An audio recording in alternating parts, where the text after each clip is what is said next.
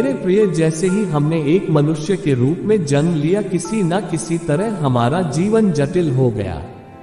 अगर हम इस ग्रह पर किसी अन्य प्राणी के रूप में आए होते तो जीवन बहुत सरल होता। खाना, सोना, बच्चे पैदा करना और एक दिन मर जाना। अब हमें वो सारी चीजें करनी है। आप अभी जो है आप उससे अधिक होना चाहते हैं। अगर आप सिर्फ पैसे जानते हैं तो आप थोड़ा अधिक पैसे के बारे में सोच रहे होंगे। अगर आप केवल सुख जानते हैं तो थोड़ा और अधिक सुख, ताकत होगी, और ताकत हर कोई अपने मौजूदा स्थिति से थोड़ा अधिक होने की चाहत कर रहा है।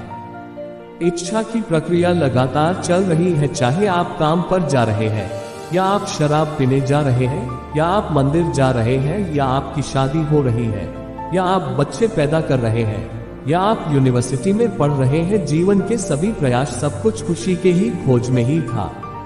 एक समय की है, एक बच्चे ने अपने पिताजी से पूछा कि मेरी लाइफ में क्या ऐसी वैल्यू वस्तु है। तभी पिताजी बोले, यदि तुम समझना चाहते हैं तो तुम्हें एक पत्थर देता हूँ। एक पत्थर को लेकर आप बाजार चले जाओ और इसकी कीमत पूछे तो सिर्फ आप 2 उंगली खड़ी कर देना।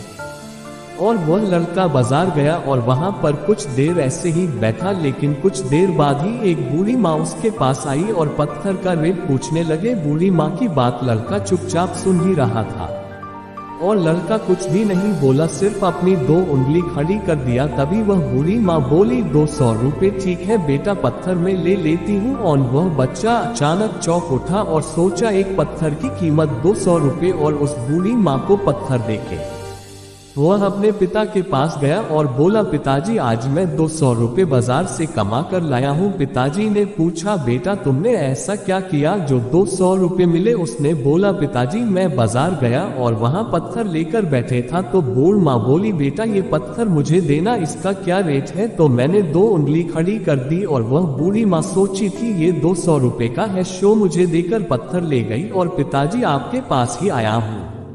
पिताजी ने बोला, बेटा कल तुम यही पत्थर लेकर म्यूजियम में जाना और तुमसे कोई इसका रेट पूछे तो तुम कुछ नहीं बोलना और अपनी 2 उंगली खाली कर देना। वह लड़का अपने पिताजी की बात सुनकर वहां से चला और चलते चलते म्यूजियम में पहुंच गया। वहां पर अपना पत्थर रख दिया। रखने के बाद 2 व्यक्ति वहां से गुजरे और बोले, बेटा इसका रेट क्या है?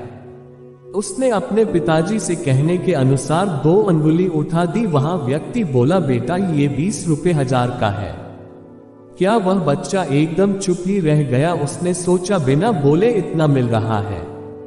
अब वह बच्चा उस व्यक्ति को पत्थर देकर 20,000 रुपए लेकर अपने पिता के पास दौड़ते दौड़ते गया और बोला, पिताजी आपके कहे अनुसार 2 उंगली खड़ी की तो वह व्यक्ति मुझे 20,000 रुपए देकर और पत्थर ले लिया। पिताजी ने बोला, बेटा कोई भी काम छोटा अथवा बड़ा नहीं होता, उस काम को मन से करना चाहिए तो सफलता मिलती है। पिताजी ने फिर से अपने बेटे से बोला, बेटा आखिरी बार इस पत्थर को बाजार लेकर जा। बेटा ने बोला, पिताजी ठीक है मैं जा रहा हूँ। वह बेटा पत्थर लेकर अपने घर से चल दिया और चलते चलते एक दुकान के पास पहुंचा। पहुंचते ही दुकानदार ने बोला, बेटा ये पत्थर कितने का है? इसकी तलाश मुझे थी, शो आज मिल गया। दुकानदार ने बच्चे से पूछा, क्या रेट है इसका? उस लड़के ने अपने पिताजी से कहे अनुसार अपनी 2 उंगली उठा दिया तो दुकानदार बोला, 2 लाख रुपए का है।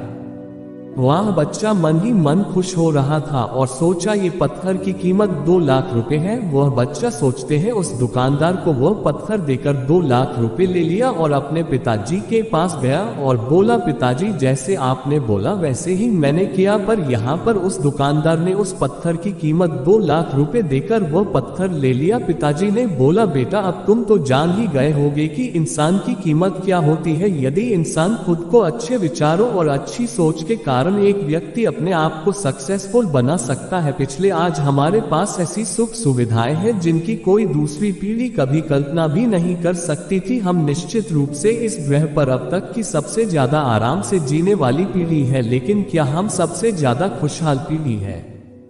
हर प्राणी में, पेड़ पौधों से लेकर जानवरों तक और इंसानों में भी इन सुख सुविधाओं के बनाने के लिए एक बहुत बड़ी कीमत चुकाए है और हम खुश भी नहीं है। फिर इसका क्या फायदा है?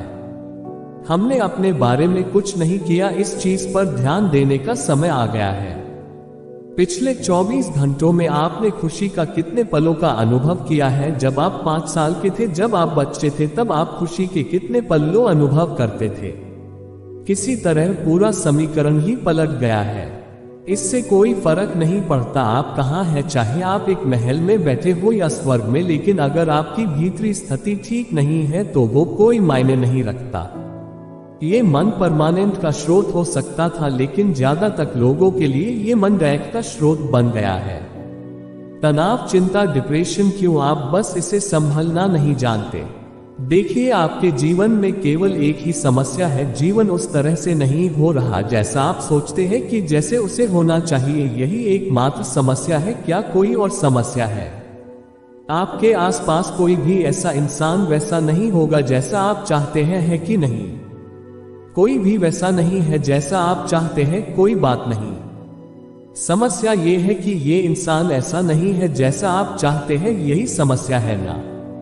लोगों ने निष्कर्ष निकाल लिया है कि तनाव उनके जीवन का एक हिस्सा है। तनाव आपके जीवन का हिस्सा नहीं है। बात सिर्फ इतनी है कि आप अपने शरीर को मैनेज करना नहीं जानते, आप अपने मन को मैनेज करना नहीं जानते, आप अपनी भावनाओं को मैनेज करना नहीं जानते और ना ही अपने जीवन ऊर्जाओं को। सब कुछ सहयोग से हो रहा है। अगर चीज़ों को वैसा होना है जैसा आप चाहते हैं तो दुनिया के मामले में आप ये समझने लगे हैं कि आपको उसका भ्रमण करना होगा। यह आपके साथ भी लागू होता है। कृपया वीडियो अच्छी लगे तो लाइक करें, शेयर करें, कमेंट करें और सब्सक्राइब करना ना भूलें और साथ ही साथ बेल आइकन को प्रेस करें ताकि आगे आने वाली वीडियो की नोटिफिकेशन आपको मिल सके। धन्यवाद।